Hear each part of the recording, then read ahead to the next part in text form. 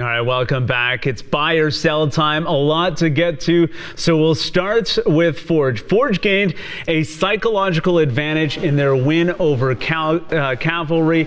Buy or sell, Kurt? I'm buying that. I don't know how you can't buy it. Look, even if just a little bit of doubt comes into Cavalry's minds, I thought Forge outplayed them. I thought they outworked them. I think even just that little bit of doubt that could creep in at this point, when Cavalry comes back to Tim Hortons Field on October 26th, I think you have to buy it, Mike.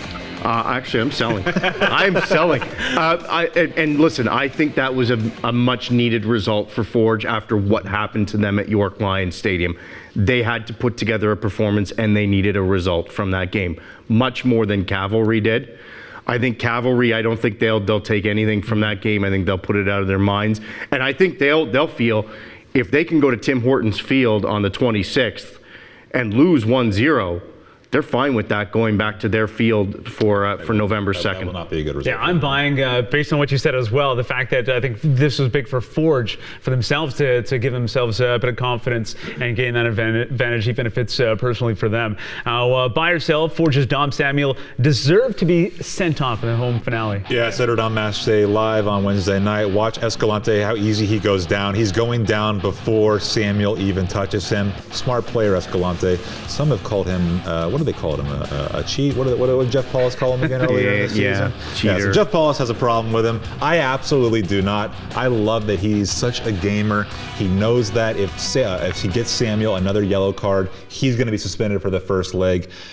I am selling, though, that Dom Samuel should have been sent off. Oh, I'm selling that as well. I think the referee's got to take a look at the name on the back of the red shirt and say, he's maybe trying to sell me something here. And no, I think that's one where the referee can keep that yellow card in his pocket, particularly with Samuel already on the yellow card. Yeah, and I also said this on the Match Day Live show, and the panelists, Andy and John, kind of disagreed with me. I think that a referee has to have more control of the game and what they're doing, in that he has to know that if he gives Samuel a second yellow there, he's going to be suspended for the biggest match of the season. I think he has to have a a little more feel for the game a little bit. I think that's where would a referee even be thinking about that in the run of play? You have to be playing each game and calling each foul as you see it. And that's why I buy. I think that they run the risk by putting him on the field, putting him in that situation, and he has to be smarter. I think that Dom Samuel has to be smarter in that situation. All right, sticking with Escalante though, buy or sell, Cavalry's Jose Escalante is the CPL's biggest villain. Absolutely, buying this, and it's not that I have a problem with it. I love Jose Escalante. I love watching this guy play just because he has that ability to get under people's skins, and he also has the talent to back it up. But there aren't too many teams in this league right now who don't hate Jose Escalante, and I think he's okay with that. I think he's absolutely okay with that. So I'm buying. Biggest villain. My wife loves villains, and I will buy that he is the biggest villain. Villains are far more interesting. I love the way that Jose Escalante plays. It sometimes gets him into trouble. We saw that at York Lions Stadium a couple of weeks ago, where it backfired in his face a little bit, and he was the one that was sent off.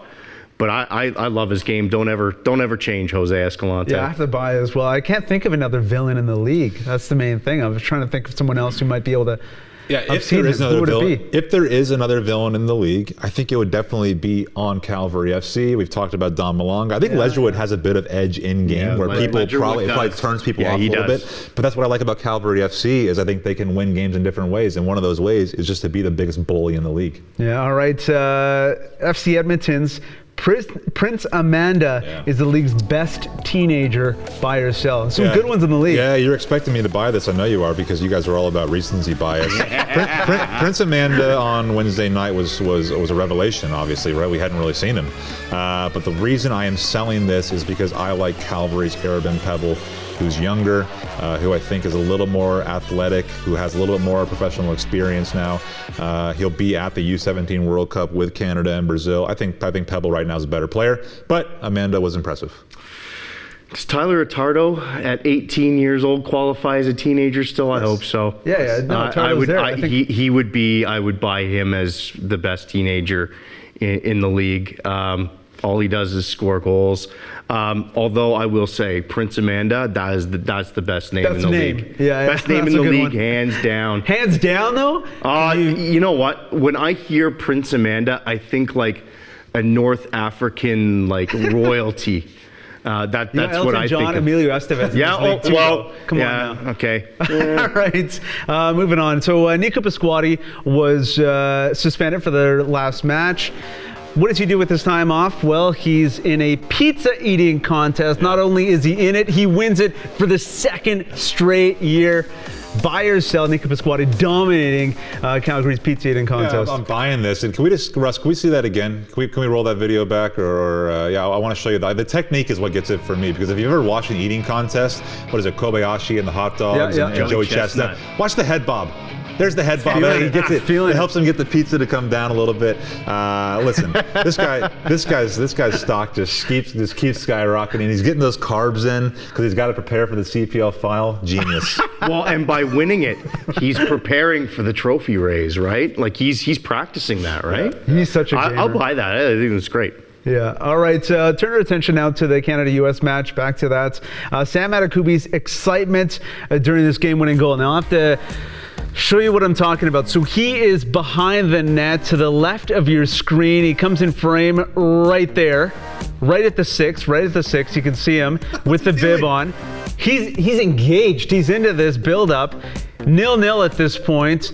And he's right there. He's almost in the net when this one goes in. And then he jumps in on the celebration once he's sure he's okay to join in. Buy or sell his excitement during this game-winning goal. Yeah, for sure buying it. And the reason this was my idea to have this included in buy or sell. And the reason is because they were actually watching the replay of that right in front of where the OneSoccer panel was. And I was wondering what they were laughing at. And they were all holding on to Sam Adekubi and watching the big screen because of his location and where he was when the ball went in. I think it just shows you what the goal meant to the team. But I'm buying it. That kind of excitement, incredible. Absolutely buying it. I think that was the first time that Canada had scored against the U.S. in like a decade or more. You know, there was a game-winning goal, first win in 34 years. Yeah. To be a part of that, to have that front row seat, buy it. 100%. Even our jib guy was excited. You see the jib camera got caught in the net and it was out of commission the rest of the game. You know who else is excited? Well, Gareth Wheeler and Terry Dunfield on the call. Let's hear it. What a moment to take the sting out of the game. 3 more minutes. Missouri over top. Cavallini's onside. Lucas Cavallini! Can you believe it? But how about that for technique? Cavallini gets his right hip over top of that, smashes it past Zach Steffen into the back of the net. All right, buy or sell, Terry Dunfield's elation throughout this match. Yeah, I'm buying it, and I'll tell you why. I think there are a lot of great broadcasters in this country, but I think Terry and Gareth brought something that night that I hadn't really heard before in a soccer match in this country, and that was just that excitement, that elation. You could tell they were living and dying with every play, and one of the interesting things was I never heard or seen so many people on social media talking about the soccer commentators after the game. Yes, a percentage of people did not like what they heard. You're always going to get that. But many more people, they loved it, they were into it. It gives fans at home the ability to be just as engaged and excited as those two were. It was great. They're going to keep doing it. Yeah, I love it. I tweeted out that I thought they were on fire. I'm old school. I typically like my commentators to be middle of the road. Mm-hmm. I was watching that on my couch, and it felt like they were in the room with me. And that to me was amazing. And you know, another thing, Terry Dunfield has worn the Canada crest on his chest, and what that meant to him and the way that came through in the broadcast, I thought was incredible. I loved it. Couldn't get enough of it.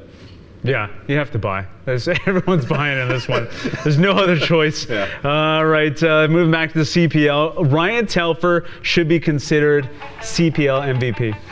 Well, I think if there was a top 5, I might consider him in the top 4 or 5. So I'm going to sell on this one. I think my top 3 going into the vote, which will happen later this month, are probably Tristan Borges, probably Kyle Becker, and I think I got to throw Dominic Samuel in there as well. So should he be considered? I think he should be on a short list, a top 5 list. I think he's the most talented player in the league, but his performances overall and the importance of those performances, I think, are below those 3 guys that I just named. So I'm selling. I'm definitely selling too, and I have nothing. I think you're right. I think Ryan Telfer is head and shoulders in terms of talent above most in this league. I'm not sure that he's the MVP of his team.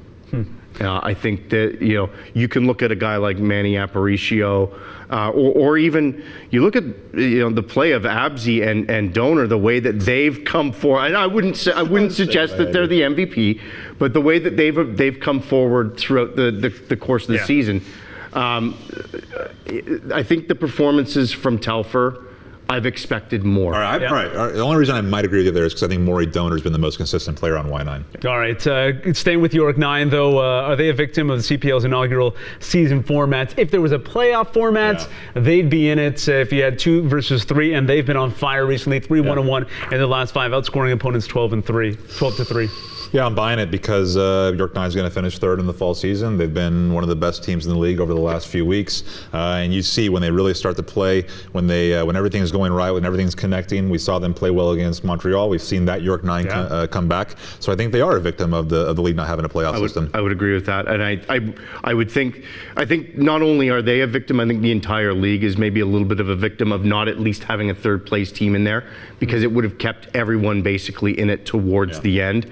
But yeah, I think they if you look at the cumulative points, they are sitting 3rd in terms of both spring and fall cumulative point totals. Yeah, they're certainly. I would have loved to have seen a 2nd versus 3rd semifinal. Yeah, we'd love to see it, but they're nowhere near the top 2. That's being clear, so I have to sell on that. We'll take a break now. When we come back, we'll get you all teed up for the weekend. 3 more games to close out the CPL season.